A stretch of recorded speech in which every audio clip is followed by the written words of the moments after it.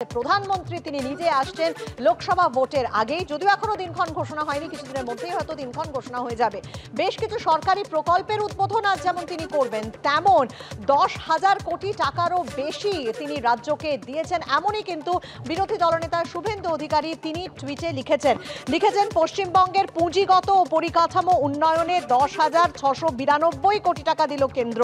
রাজস্ব আদায়ের পর তার ভাগ হিসেবে রাজ্যকে দেওয়া হয়েছে এই পরিমাণ টাকা। সোশ্যাল মিডিয়ায় পোস্ট করলেন বিরোধী দলনেতা। শুভেন্দুর দেওয়া তালিকায় প্রাপ্যের হিসেবে 4 নম্বরে রয়েছে পশ্চিমবঙ্গ। 25,000 কোটি টাকারও বেশি পেয়ে তালিকায় সর্বোচ্চ স্থানে রয়েছে উত্তরপ্রদেশ। 14,000 কোটি টাকার বেশি পেয়ে তালিকায় 2 নম্বরে রয়েছে বিহার। তালিকার 3 নম্বরে মধ্যপ্রদেশ, তারা পেয়েছে 11,000 কোটি টাকারও বেশি। আর তারপরেই চতুর্থ স্থানে রয়েছে পশ্চিমবঙ্গ, 10,692 কোটি টাকা কেন্দ্র দিয়েছে। এবং শুভেন্দু অধিকারী যেটা লিখেছেন যে পশ্চিমবঙ্গের পুঁজিগত ও পরিকাঠামো উন্নয়নে 10,692 কোটি টাকা কেন্দ্র দিল এবং রাজস্ব আদায়ের পর তার ভাগ হিসেবে রাজ্যকে দেওয়া হয়েছে এই পরিমাণ টাকা। মিডিয়ার সোশ্যাল মিডিয়ায় পোস্টে বিরোধী দলনেতা যেটা লিখেছেন যে এই প্রাপ্যের তালিকার যে হিসেব, তাতে দেখা যাচ্ছে যে প্রাপ্যের হিসেবে 4 নম্বরে রয়েছে পশ্চিমবঙ্গ। 25,000 কোটি টাকারও বেশি পেয়ে তালিকায় সর্বোচ্চ স্থানে উত্তরপ্রদেশ। 14,000 কোটি টাকার বেশি পেয়ে তালিকার 2 নম্বরে বিহার। তালিকার 3 নম্বরে মধ্যপ্রদেশ, তারা পেয়েছে 11,000 কোটি টাকারও বেশি এবং 4 নম্বরে রয়েছে পশ্চিমবঙ্গ। আর এই মুহূর্তে আমরা টেলিফোনে যোগাযোগ করে নিয়েছি তৃণমূল মুখপাত্র দেবাংশু ভট্টাচার্যের সঙ্গে।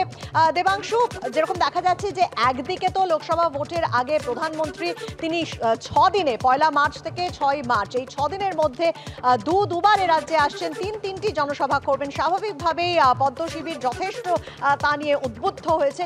অন্যদিকে আজ শুভেন্দু অধিকারী যে পোস্ট করেছেন তাতে যেটা দেখা যাচ্ছে যে পশ্চিমবঙ্গকে কেন্দ্রের তরফ থেকে যে টাকা পাঠানো হয়েছে পুঁজিগত এবং উন্নয়নের জন্য, তাতে কিন্তু চতুর্থ স্থানে পশ্চিমবঙ্গ 10,692 কোটি টাকা কেন্দ্র দিয়েছে।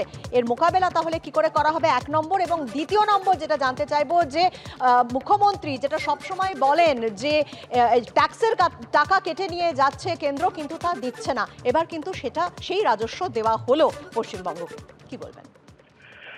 কিভাবে দেওয়া হলো আমি আপনাদের বুঝিয়ে দিচ্ছি। মধ্যপ্রদেশে 29টা লোকসভা আসন, পশ্চিমবঙ্গে 42টা লোকসভা আসন। 29টা মানে বুঝতে পারছেন আমাদের হাফের কাছাকাছি ছোট রাজ্য। সেই মধ্যপ্রদেশের জন্য 13,000 কোটি, আর 42টা লোকসভা আসন বিশিষ্ট পশ্চিমবঙ্গের জন্য 10,000 কোটি।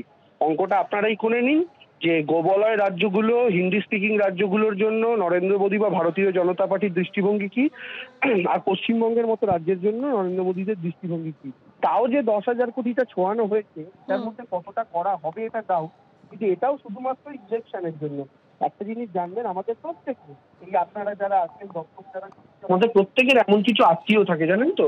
সেই আত্মীয়রা দেখবেন বাড়িতে কারো দুঃখ হলো, কারোর বিপদ হলো, কেউ অসুস্থ হলো, কোনো সমস্যা হলো, তারা কিন্তু একটা ফোন করে খোঁজ খবর। আপনি একদিন ফোন করে খবর বুঝতে শুদ্ধ একটু উজাড় করে চলে। নরেন্দ্র মোদীরা হচ্ছেন ভারতীয় জনতা পার্টির নেতারা, হচ্ছেন সেই আত্মীয় যারা শুধুমাত্র ইলেকশনের খাসির মাংস খাওয়ার জন্য আসছেন। এদের পশ্চিমবঙ্গ সম্পর্কিত আপনি বলুন তো, নরেন্দ্র মোদী অমিত শাহ যে ফ্রিকোয়েন্সিতে গত বিধানসভা নির্বাচনে আসতেন, আবার লোকসভা নির্বাচন আসছে, আবার ভাবে আসা শুরু হয়েছে, কিন্তু তার মাঝখানে ফণী, বুলবুল, আমফান এই সমস্ত কিছুতে পশ্চিমবঙ্গে যে ড্যামেজ হলো, যে টাকা পয়সা দেওয়ার কথা ছিল তার দিয়েছেন। 100 দিনের কাজ করিয়ে মানুষের টাকা দিয়েছেন, রাজ্য সরকারকে ফেরত দিতে হচ্ছে।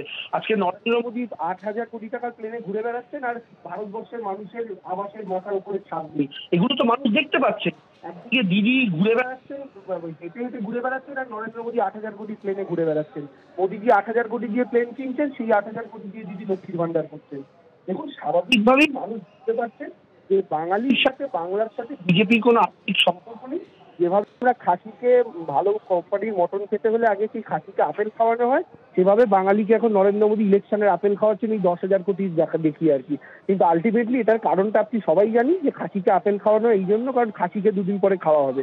তো বাঙালিকেও এভাবে নির্বাচনের মাধ্যমে কেটে খাওয়ার প্ল্যানিং করেছেন তারা রাজনৈতিকভাবে, যে তাকে ইউজ করব। আমরা শুধু একটা কথাই বলি যে তোমার দলে অমিত মোদী নেতায় নেতায় ভারী, আমার দলে একলা দুর্গা শুভ্র বসনা নারী। এসো আবার খেলা হবে। অনেক ধন্যবাদ আপনাকে আমাদের সঙ্গে কথা বলার জন্য।